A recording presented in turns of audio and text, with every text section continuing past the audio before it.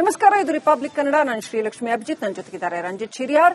ವೀಕ್ಷಕರೇ, ನೇಪಾಳದಲ್ಲಿ ಕಂಡು ಕೇಳರಿಯದಂತಹ ಪ್ರವಾಹ ಉಂಟಾಗಿದೆ. ಕ್ಷಣ ಮಾತ್ರದಲ್ಲಿ ಕಟ್ಟಡಗಳು ನೆಲಸಮವಾಗಿದೆ. 100 ಜನ ಕೊಚ್ಚಿಕೊಂಡು ಹೋಗಿರುವಂತಹ ಪ್ರವಾಹ. ಕ್ಷಣ ಮಾತ್ರದಲ್ಲಿ ಸುನಾಮಿಯಂಥ ಪ್ರವಾಹ ಅಪ್ಪಳಿಸಿದೆ. ಕಣ್ಣು ಮುಚ್ಚಿ ಬಿಡುವಷ್ಟರಲ್ಲಿ ಕಟ್ಟಡ, ರಸ್ತೆ ಎಲ್ಲವೂ ಕೂಡ ನಾಶವಾಗಿದೆ. ನೇಪಾಳ ಚೀನಾ ಗಡಿಯಲ್ಲಿ ಭಯಾನಕ ಪ್ರವಾಹ ಉಂಟಾಗಿದೆ. ನೇಪಾಳ ಚೀನಾ ಗಡಿಯಲ್ಲಿ ಉಂಟಾಗಿರ್ತಕ್ಕಂಥ ಪ್ರವಾಹದ ದೃಶ್ಯಗಳು ಎಂಥವರನ್ನು ಕೂಡ ಬೆಚ್ಚಿ ಬೀಳಿಸುವಂತಿದೆ. ಕ್ಷಣ ಮಾತ್ರದಲ್ಲಿ ನೋಡಿ ಎಷ್ಟು ದೊಡ್ಡ ಪ್ರಮಾಣದಲ್ಲಿ ಜನ ಜೀವ ಉಳಿಸಿಕೊಳ್ಳೋದಕ್ಕೆ ಓಡ್ತಾ ಇದ್ದಾರೆ. ಅದರ ಕ್ಷಣ ಮಾತ್ರದಲ್ಲಿ ಎಲ್ಲವನ್ನೂ ಸರ್ವನಾಶ ಮಾಡಿ ಆ ಪ್ರವಾಹ ನುಗ್ಗುತ್ತಾ ಇದೆ. ದೊಡ್ಡ ದೊಡ್ಡ ಕಟ್ಟಡಗಳು, ರಸ್ತೆ, ಕಾರು, ವಾಹನಗಳು, ಜನರು ಎಲ್ಲರ ಮೇಲೆ ಕ್ಷಣ ಮಾತ್ರದಲ್ಲಿ ಪ್ರವಾಹ ನುಗ್ಗಿದೆ.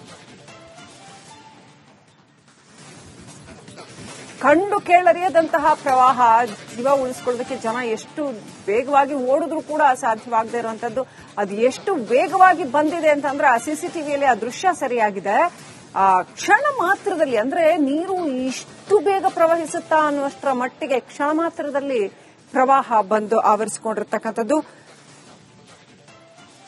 ಕಟ್ಟಡಗಳು ಕುಸಿದಿವೆ, ಸಾಕಷ್ಟು ಹಾನಿ ಉಂಟಾಗಿದೆ, ಜನಗಳ ಜೀವ ಹೋಗಿದೆ. ನೋಡ್ತಾ ಇದ್ದೀವಿ ಆ ಪ್ರವಾಹ ಆವರಿಸ್ತಾ ಇರತಕ್ಕಂಥ ರೀತಿ ಹೇಗಿದೆ ಅಂತ.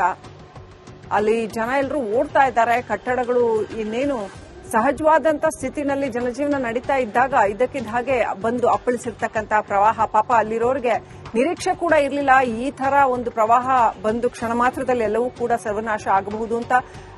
ಒಂದು ಕಣ್ಣು ಮುಚ್ಚಿ ಬಿಡೋ ಅಷ್ಟರಲ್ಲಿ ಅಂತೀವಲ್ಲ, ಹಂಗೆ ಅಷ್ಟು ವೇಗವಾಗಿ ಆ ಪ್ರವಾಹ ಬಂದು ಅಪ್ಪಳಿಸಿದೆ. ಆ ದೃಶ್ಯ ಸಿಸಿಟಿವಿಯಲ್ಲಿ ಸರಿಯಾಗಿರ್ತಕ್ಕಂಥದ್ದು ಲಭ್ಯವಾಗಿದೆ.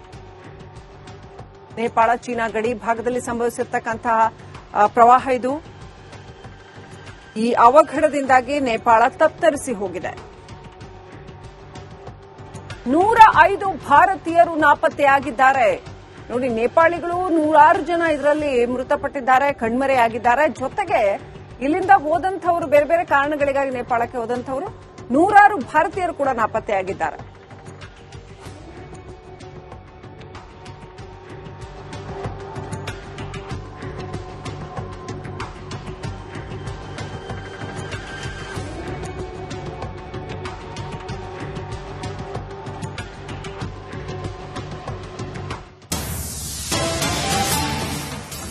ಈಗಾಗಲೇ ಹೇಳಿದ ಹಾಗೆ 105 ಮಂದಿ ಭಾರತೀಯರು ಈಗ ಸಿಕ್ಕಿರುವ ಲೆಕ್ಕ. ಇನ್ನು ಎಷ್ಟು ಮಂದಿ ಇದರಲ್ಲಿ ನಾಪತ್ತೆಯಾಗಿದ್ದಾರೆ ಅನ್ನೋದು ಇನ್ನಷ್ಟೇ ಗೊತ್ತಾಗಬೇಕಾಗಿದೆ. ಒಟ್ಟಿನಲ್ಲಿ 105 ಭಾರತೀಯರು ನಾಪತ್ತೆಯಾಗಿದ್ದಾರೆ. ರಸುವಾ ಜಿಲ್ಲೆಯಲ್ಲಿ ಅಪ್ಪಳಿಸಿದ ಭೀಕರ ಪ್ರವಾಹ ಈವರೆಗೆ 9 ಮಂದಿ ಮೃತಪಟ್ಟಿರೋ ಲೆಕ್ಕ ಸಿಕ್ಕಿದೆ. 106 ಮಂದಿ ಕಣ್ಮರೆಯಾಗಿದ್ದಾರೆ. ಎಲ್ಲಿ ಹೋಗಿದ್ದಾರೆ ಏನು ಅಂತಾನೆ ಗೊತ್ತಿಲ್ಲ. ಎಲ್ಲಿ ನೋಡಿದ್ರಲ್ಲಿ ಗುಡ್ಡಗಳು ಕುಸಿದಿದೆ, ರಸ್ತೆ ಸಂಪರ್ಕ ಕಡಿತವಾಗಿದೆ, ಅಲ್ಲಿ ನೆಟ್ವರ್ಕ್ ಕೂಡ ಅಷ್ಟು ಸರಿಯಾಗಿ ಸಿಗೋದಿಲ್ಲ. ಮೊದಲೇ ಅಲ್ಲಿ ನೆಟ್ವರ್ಕ್ ಸರಿಯಾಗಿರೋದಿಲ್ಲ. ಅಂಥದ್ರಲ್ಲಿ ಈ ಪ್ರವಾಹದ ಸನ್ನಿವೇಶದಲ್ಲಿ ಅಲ್ಲಿ ವಿದ್ಯುತ್ ಶಕ್ತಿ ಆಗಲಿ, ನೆಟ್ವರ್ಕ್ ಆಗಲಿ ಯಾವುದೂ ಇರುವಂತದ್ದು. ಎಷ್ಟೋ ಜನ ಮೊಬೈಲು, ಕಾರು, ಮನೆ, ಮಠ ಎಲ್ಲವನ್ನೂ ಕೂಡ ಕಳ್ಕೊಂಡಿರ್ತಾರೆ. ಹಾಗಾಗಿ ಇನ್ನೂ ಸರಿಯಾದ ಲೆಕ್ಕ ಸಿಕ್ಕಿಲ್ಲ. ಆದ್ರೆ ಭೀಕರ ಪ್ರವಾಹ, ಭೀಕರ ಸುನಾಮಿ ಬಂದು ಅಪ್ಪಳಿಸಿರೋದನ್ನ ನೋಡ್ತಾ ಇದ್ದೀವಿ ನೇಪಾಳದಲ್ಲಿ. 105 ಭಾರತೀಯರು ನಾಪತ್ತೆಯಾಗಿರೋದು ತಕ್ಷಣಕ್ಕೆ ತಿಳಿದು ಬರ್ತಾ ಇರುವಂತಹ ವಿಚಾರ. ಇನ್ನೂ ಸಾಕಷ್ಟು ಮಂದಿ ನಾಪತ್ತೆ ಆಗಿರಬಹುದು. ಇನ್ನು ಮೃತಪಟ್ಟವರ ಸಂಖ್ಯೆ ಸದ್ಯಕ್ಕೆ 9 ಅಂತ ಗೊತ್ತಾಗ್ತಾ ಇದೆ. ಇನ್ನೂ ಎಷ್ಟು ಅಂತ ನಿಖರವಾಗಿ ಇನ್ನಷ್ಟೇ ಗೊತ್ತಾಗಬೇಕಾಗಿದೆ. ಒಟ್ಟಿನಲ್ಲಿ ನೇಪಾಳ ಚೀನಾ ಗಡಿಯಲ್ಲಿ ಭೀಕರವಾದ ಪ್ರವಾಹ ಕ್ಷಣ ಮಾತ್ರದಲ್ಲಿ ಕಣ್ಣೆರಪ್ಪೆ ಮಿಟಕಿಸುವಷ್ಟರಲ್ಲಿ ಬಂದಪ್ಪಳಿಸಿದೆ.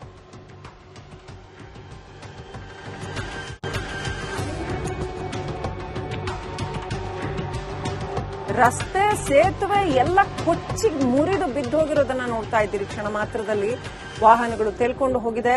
ಬಹುಶಃ ಇಷ್ಟು ತೀವ್ರವಾದ ಪ್ರವಾಹವನ್ನ ನೇಪಾಳ ಇತ್ತೀಚೆಗೆ ಕಂಡಿರಲಿಲ್ಲ ಅಂತ ಅನ್ಸುತ್ತೆ. ಅಷ್ಟು ತೀವ್ರವಾಗಿ ಪ್ರವಾಹ ಬಂದು ಅಪ್ಪಳಿಸಿದೆ. ಮೃತ್ಯು ಸ್ವರೂಪಿ ಪ್ರವಾಹ ಕ್ಷಣ ಮಾತ್ರದಲ್ಲಿ ಬಂದು ಅಪ್ಪಳಿಸ್ತಾ ಇರುವಂತಹ ವೇಗ ಎಂಥವ್ರಿಗೂ ಕೂಡ ಆಘಾತವನ್ನು ಉಂಟು ಮಾಡುತ್ತೆ. ಅಷ್ಟು ತೀವ್ರವಾಗಿ ಬಂದು ಅಪ್ಪಳಿಸಿದೆ. ಬಸ್ಸುಗಳು, ವಾಹನಗಳು, ಕಟ್ಟಡಗಳೇ ಕೊಚ್ಚಿಕೊಂಡು ಹೋಗಿರುವಂತದ್ದು, ಹಾಗೇನೆ ಸೇತುವೆಗಳು ಕ್ಷಣ ಮಾತ್ರದಲ್ಲಿ ಮುರಿದು ಬಿದ್ದಿರುವಂತಹ ಭೀಕರ ಪ್ರವಾಹ ಇದು.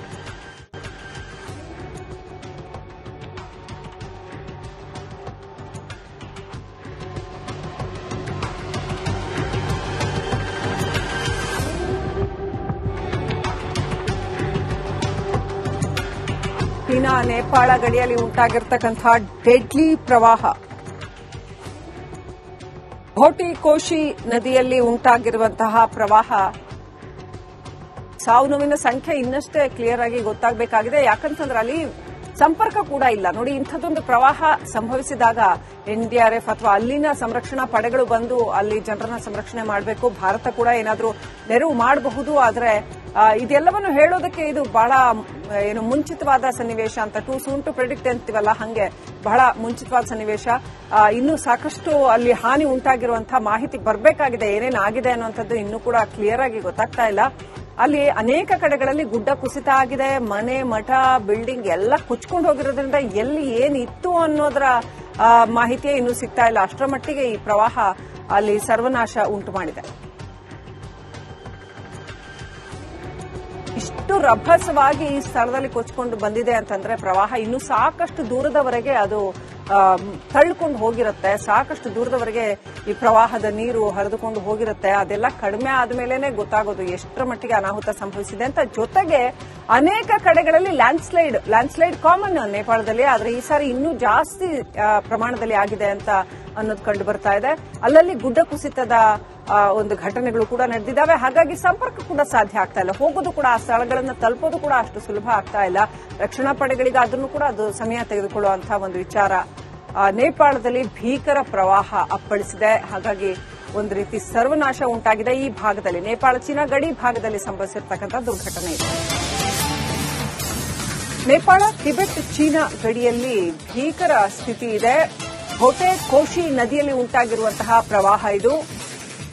ಇವತ್ತು ಬೆಳಗ್ಗೆ 9 ಗಂಟೆ ಸುಮಾರಿಗೆ ಏಕಾಏಕಿ ನದಿ ಉಕ್ಕಿ ಹರಿದಿದೆ. ಏನು ಮಾಡಲಾಗದ ಸ್ಥಿತಿಯಲ್ಲಿ ಅಲ್ಲಿ ಜನ ಇದ್ರು. ಕ್ಷಣ ಮಾತ್ರದಲ್ಲಿ ಅವ್ರ ಕಣ್ಮಿಟಿಸುವಷ್ಟರಲ್ಲಿ ಈ ದುರಂತ ಸಂಭವಿಸಿದೆ.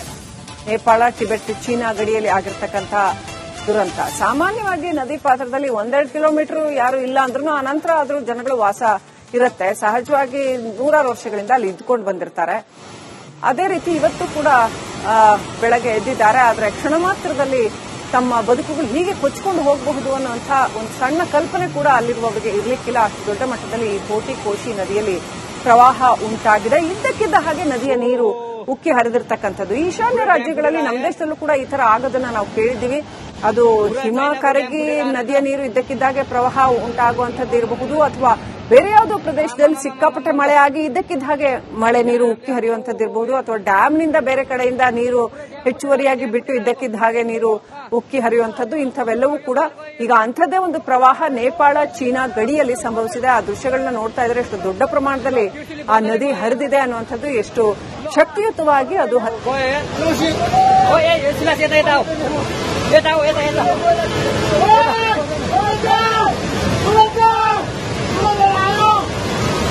मामा यार बजारे गयो यार ओहो पुरा ड्याम फुटेर आयो यार पुरा चाइनाको ड्याम फुटेर आएर रहेछ आमामामामामा ल यहाँ हामीले अब ओहो यार यो पुरै ड्याम फुटेर आएको यो घर गयो ल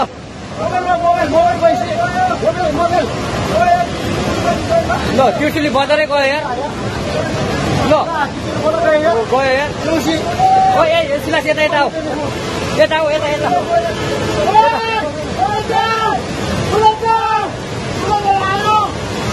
आमामामा यार बजारै गयो यार ओहो पुरा ड्याम फुटेर आयो यार पुरा चाइनाको ड्याम फुटेर आएर रहेछ ಇದು ಮಳೆಯಿಂದ ಇದ್ದಕ್ಕಿದ್ದ ಹಾಗೆ ಇಷ್ಟು ದೊಡ್ಡ ಪ್ರಮಾಣದ ನೀರು ಹರಿದು ಬರೋದು ಸಂಭವನೀಯತೆ ಕಡಿಮೆ. ಇದು ಯಾವುದಾದ್ರೂ ಡ್ಯಾಮ್ನ ನೀರು ಓಪನ್ ಆಗಿ ಇದ್ದಕ್ಕಿದ್ದಾಗೆ ಉಂಟಾಗುವ ಪ್ರವಾಹದ ರೀತಿಯಲ್ಲಿ ಕಾಣ್ತಾ ಇದೆ. ಆದ್ರೆ ಇನ್ನು ಏನು ಇದು ಖಚಿತ ಮಾಹಿತಿ ಇನ್ನಷ್ಟೇ ಬರಬೇಕಾಗಿದೆ.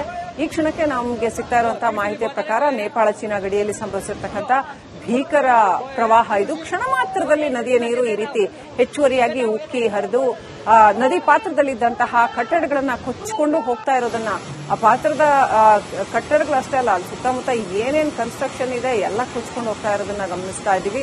ಅತ್ಯಂತ ಪ್ರಬಲವಾದ ನೀರಿನ ಪ್ರವಾಹ ಇದು. ಗುಡ್ಡದಿಂದ ನುಗ್ಗಿ ಬಂದ ನೀರು ಇಷ್ಟು ದೊಡ್ಡ ಪ್ರಮಾಣದಲ್ಲಿ ಅನಾಹುತ ಸೃಷ್ಟಿಸುತ್ತೆ ಅಂತ ಅಲ್ಲಿರುವವರು ಯಾರು ನಿರೀಕ್ಷೆ ಕೂಡ ಮಾಡಿರಲಾರು. ಅಷ್ಟು ದೊಡ್ಡ ಪ್ರಮಾಣದ ಪ್ರವಾಹ. ಜನ ದಿಕ್ಕಾಪಾಲಾಗಿ ಓಡಿದ್ದಾರೆ. ಜೀವ ಉಳಿಸ್ಕೊಂಡ್ರೆ ಸಾಕು ಅಂತ ಓಡಿದ್ದಾರೆ. ಆದ್ರೆ ನದಿಯ ಈ ರಕ್ಕಸ ಪ್ರವಾಹದ ಎದುರು ಜನಗಳ ಓಟ ಯಾವ ಮಾತ್ರಕ್ಕೂ ಅಲ್ಲ, ಜನಗಳನ್ನ ನುಂಗಿ ನೀರು ಕುಡಿದಿದೆ ಈ ಪ್ರವಾಹ. ಅಷ್ಟೇ ಅಲ್ಲ, ವಾಹನಗಳು, ಕಟ್ಟಡಗಳು, ಸೇತುವೆಗಳು ಎಲ್ಲವನ್ನೂ ಕೂಡ ಕೊಚ್ಚಿಕೊಂಡು ಹೋಗಿದೆ. ನದಿಯ ಆಸುಪಾಸಿನಲ್ಲಿ ಅಕ್ಕಪಕ್ಕದಲ್ಲಿ ಇದ್ದಂತಹ ಮನೆಗಳು, ವಾಹನಗಳು, ಸೇತುವೆಗಳು ಎಲ್ಲವನ್ನೂ ಕೊಚ್ಚಿಕೊಂಡು ಸಾಗಿದೆ ಪ್ರವಾಹ. ರಸುವಾ ಜಿಲ್ಲೆಯಲ್ಲಿ, ನೇಪಾಳದ ರಸುವಾ ಜಿಲ್ಲೆಯಲ್ಲಿ ಅಪ್ಪಳಿಸಿರ್ತಕ್ಕಂತಹ ಪ್ರವಾಹ ಇದು. ಹೇಗೆ ಈ ಪ್ರವಾಹ ಸಂಭವಿಸಿತು? ಇದು ಏನಾದರೂ ಮನುಷ್ಯನ ಅಚಾತುರ್ಯದಿಂದ ಸಂಭವಿಸಿರುವ ಪ್ರವಾಹನ, ಅಥವಾ ಮಳೆ ನೀರಿನಿಂದಾಗಿ ಇಷ್ಟು ದೊಡ್ಡ ಪ್ರವಾಹ ಸಂಭವಿಸ್ತಾ, ಅಥವಾ ಬೇರೆ ಯಾವುದಾದ್ರೂ ನದಿಯ ನೀರು ನುಗ್ಗಿ ಬಂದು ಹೀಗಾಯ್ತಾ? ಆ ಎಲ್ಲ ಮಾಹಿತಿ ಇನ್ನಷ್ಟೇ ಬರಬೇಕಾಗಿದೆ. ड्याम फुटेर आयो यार, पुरा चाइनाको ड्याम फुटेर आएर